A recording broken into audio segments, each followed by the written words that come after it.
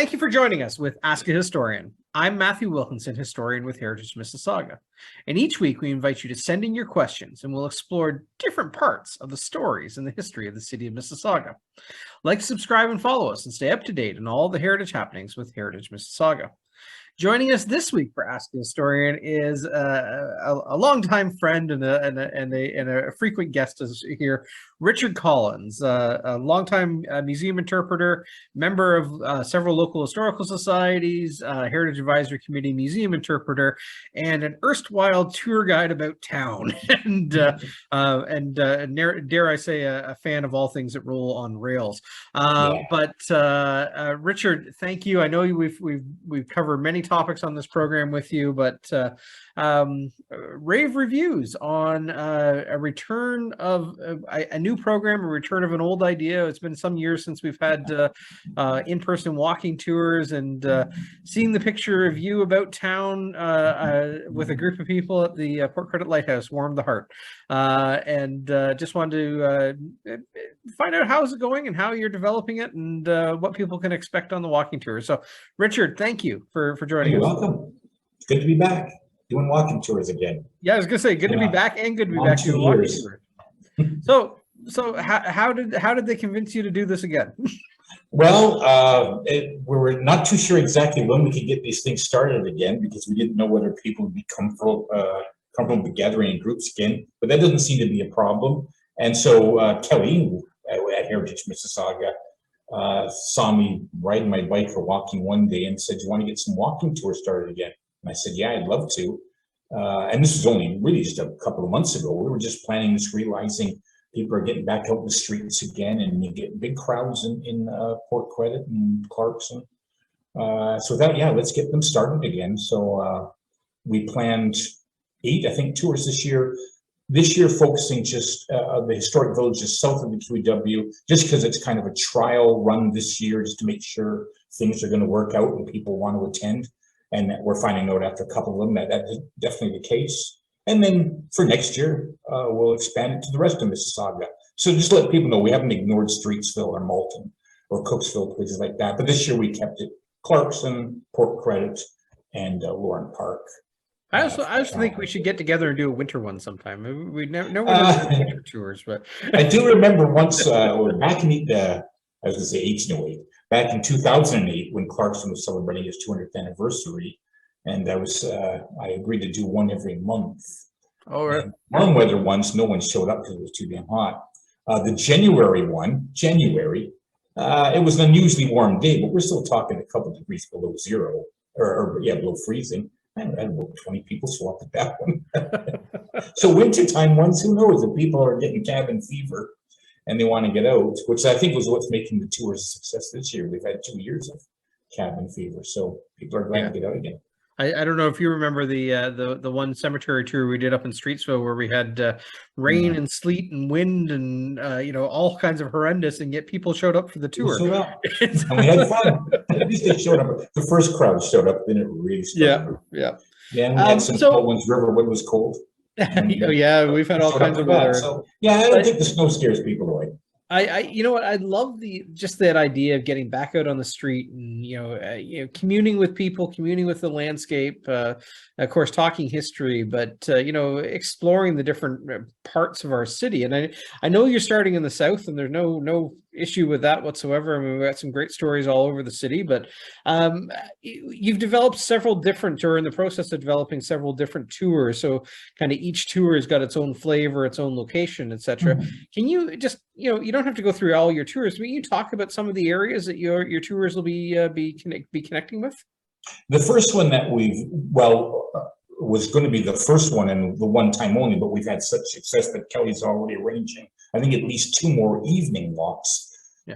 But we started the first one in the Port Credit Heritage Conservation District, because there is a good concentration of historic buildings in that area. So it's an easy tour to do. In an hour and a half, you cover lots of ground, interesting stories, interesting people, lovely old buildings that are still with us. And so that seemed to be the one that we started with.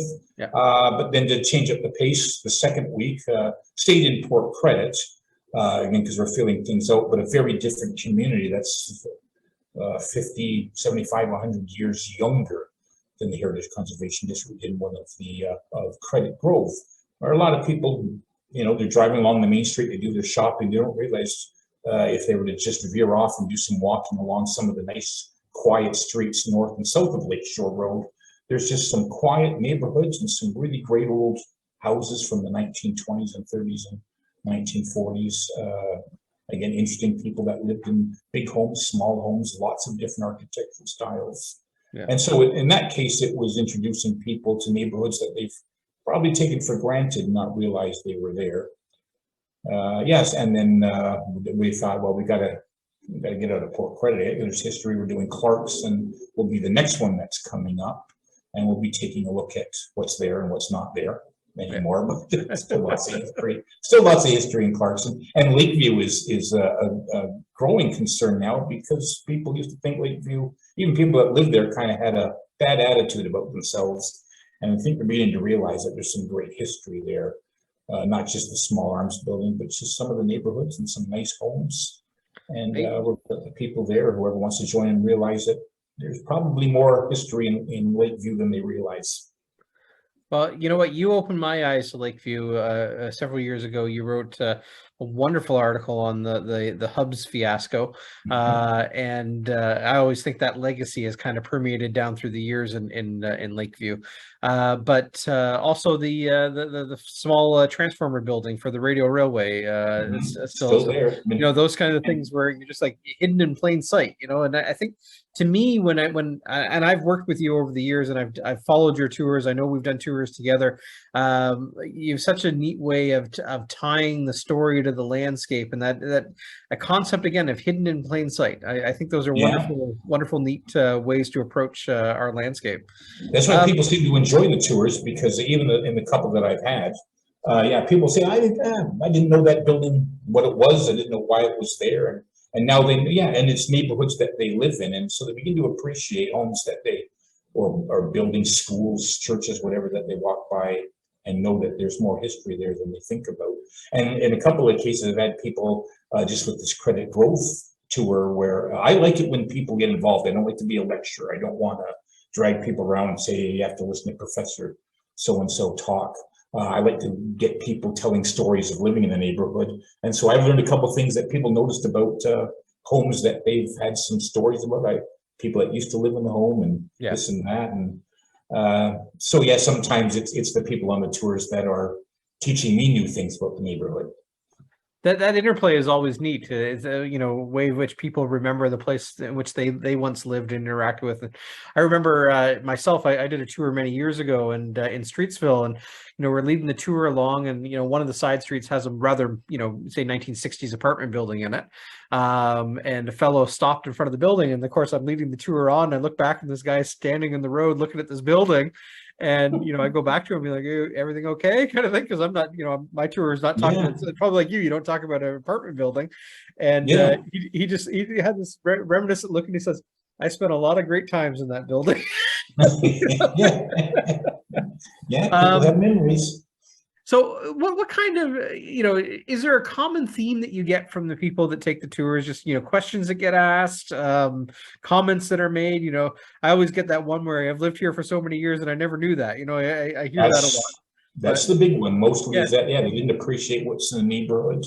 Because again, a lot of the buildings, I also find, again, a couple of tours are going to be still some history, but a lot of architecture and a lot of trying to appreciate buildings that they don't realize have a unique style to them. So I'll get people where I've shown them a couple of buildings, like there's one nice Art Deco building in Credit Grove, where someone says, I walked by Dr. Todd's old house and dental office and never really looked at it before. And I begin to appreciate the architecture and the way it's set in. It's got a nice lawn and old apartment buildings that still have balconies, and people don't stop to think about balconies were actually kind of friendly modern day porches, and we don't build apartments with balconies anymore.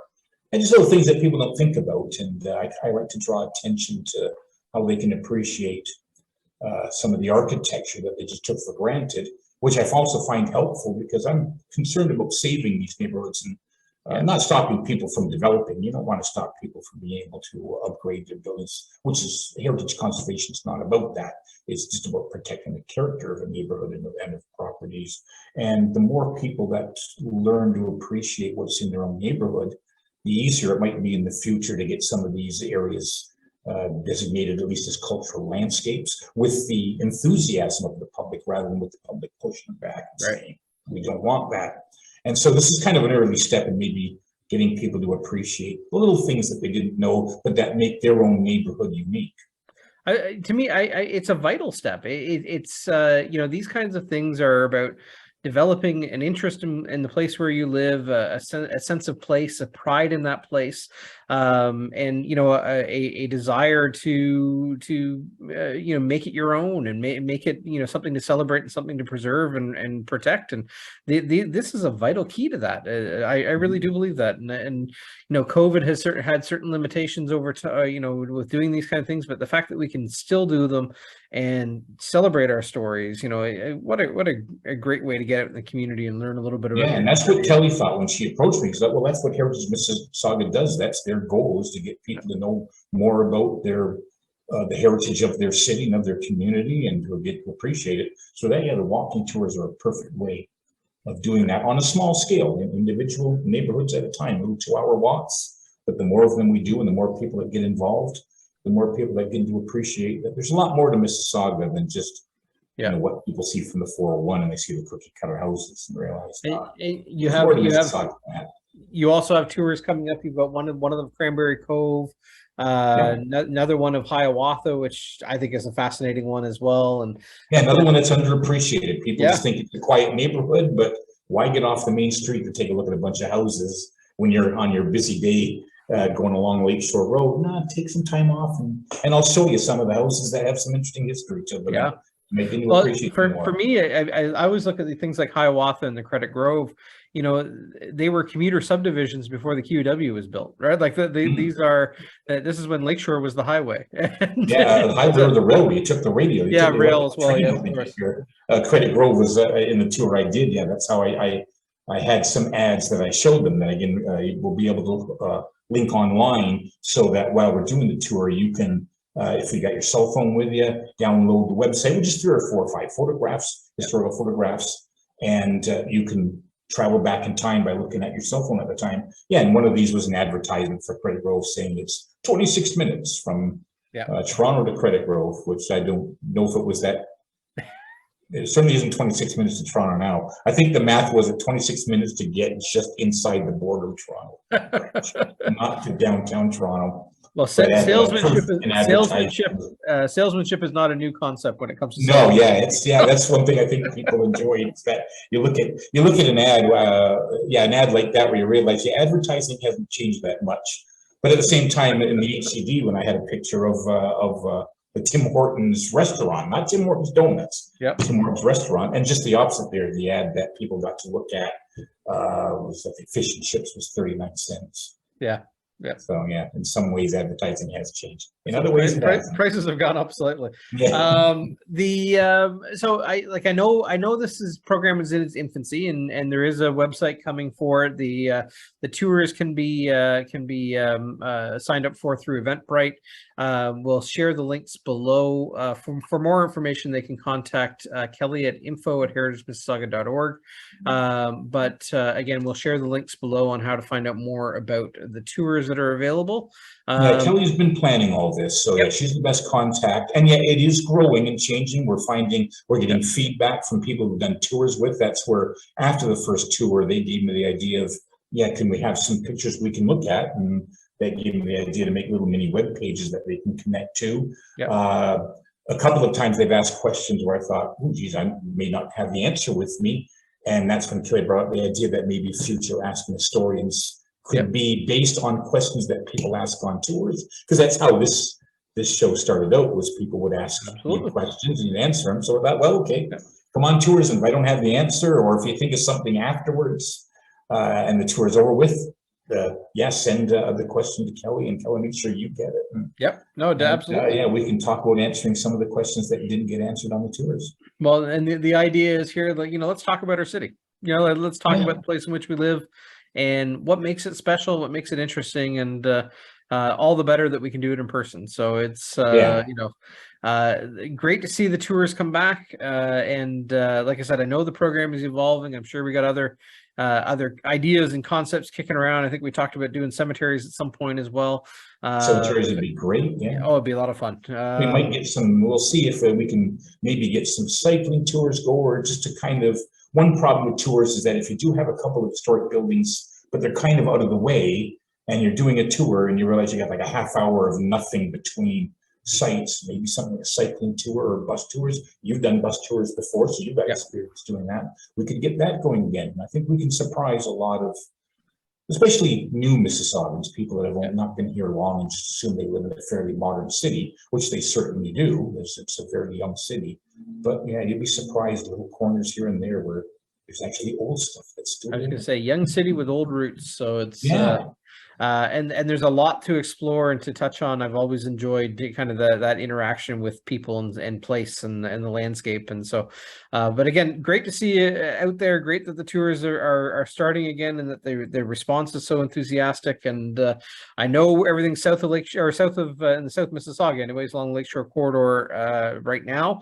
But this program will expand in the months and years ahead, and we look forward to kind of seeing it evolve and seeing where we find ourselves and where we bring ourselves. But they're great, and I should add they're also free.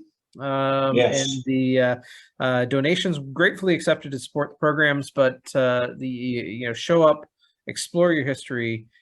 Chat with Richard and learn about, or chat with yourself, I guess.